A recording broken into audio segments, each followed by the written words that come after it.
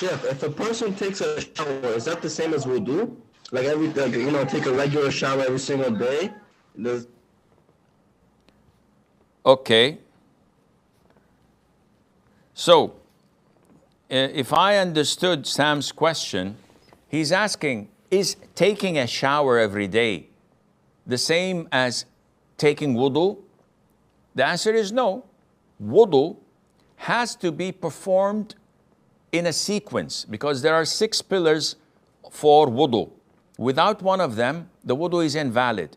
Washing the face, washing the arms till the elbow, wiping over the head, washing the feet, simultaneously doing this and having the order, which is face, arms, head, and feet, not mixing up the sequence. These are the 6 pillars. So you have to have those when you make wudu. Having a shower, if you don't intend wudu and do these steps in fulfilling the pillars, you're not in the state of wudu.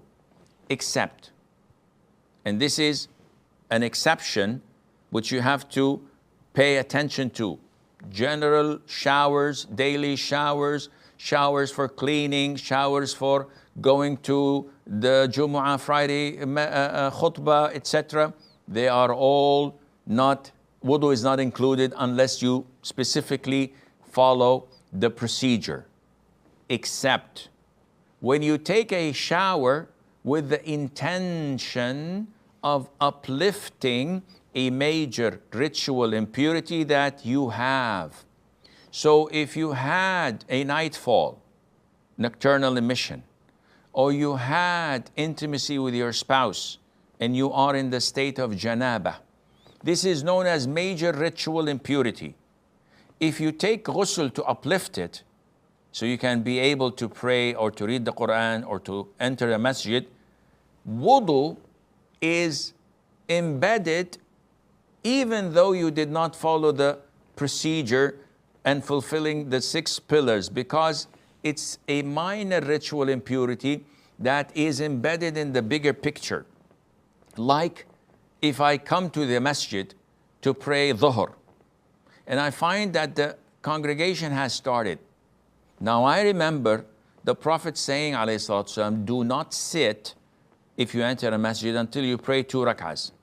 But they're praying the congregation, O Prophet of Allah. What to do? Go ahead and join them. So I pray with them 4 rak'ahs.